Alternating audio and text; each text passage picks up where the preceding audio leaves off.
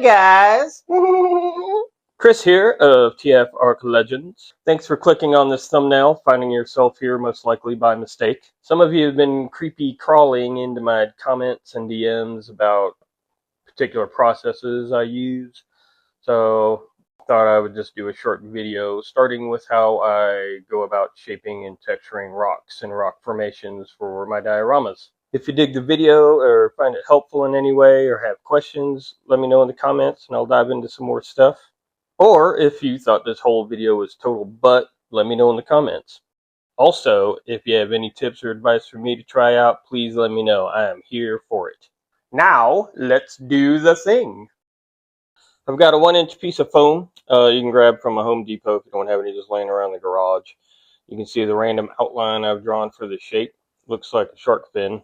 I don't know why, it's just what happened. You don't need to be a rocket scientist to see what's about to happen here. I've got my hot wire cutter and we're just gonna carve this guy out. If you don't have one, you want to pick one up. I found mine pretty cheap on the old Amazon. If you're a parent, make sure you've got your children's permission. Just carving like Marvin. I'll save these bigger scraps to use for future projects. Besides carving out the shape, I like to use this to trim and round off the edges. Do some chipping to help get a more weathered appearance. Now I'll grab the razor and tweezers and I'll go to work on the edges a little bit more. I like to carve into the piece like I'm giving it some scars, and tweezers to tear away at the foam and clean up any little dingleberries. And I'll just cut and tear until I'm good with how it looks. Now you can get a good natural texture just from tearing and breaking away at the foam. This is just how I've gotten used to doing things. Now to really drive it home, I like to use rocks and anything of the sort with a good texture to smash into the foam. And here you can see I'm trying out a lava rock, and that's not really doing it for me. So how about some granite? Press, smash, dig. The granite also not doing it for me. It's okay, I guess. How about a shard of concrete I picked up while waiting for the dog to finish pitching a loaf? Smash, smash. Sounds like I'm pitching a loaf. It's okay. But I guess I'll stick with my old reliables. A controversial looking piece of coral to grind, mash, and roll over the foam. Yes, I like that.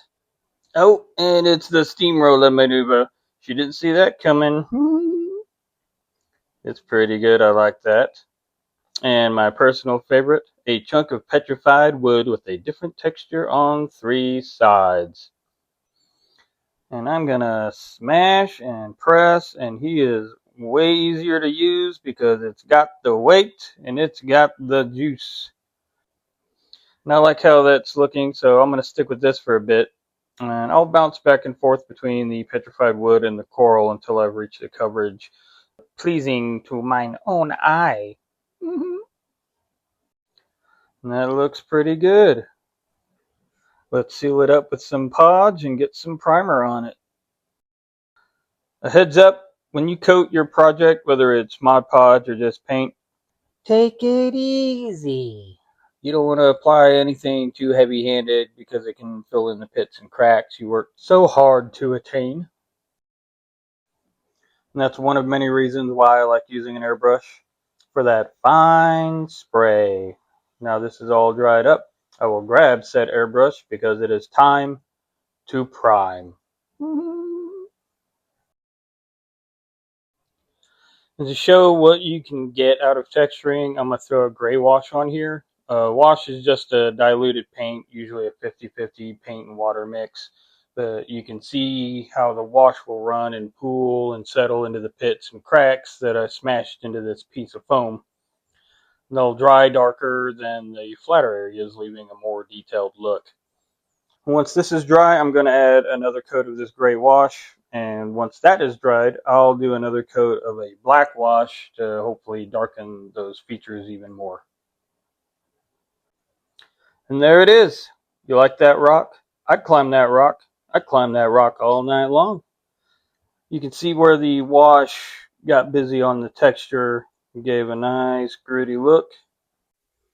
The only other thing I would do here is hit it with a dry brush to highlight the edges. We can save that for another time. If you look at the rocks in the beginning of this video, the diorama behind this, you may notice, although textured, not as detailed as this one, because I did not do a wash to those. I wish I had. I wash I had. A wash I had not. And that's it for today. Thanks for watching, guys. Please get in the comments and let me know what you think. Till next time.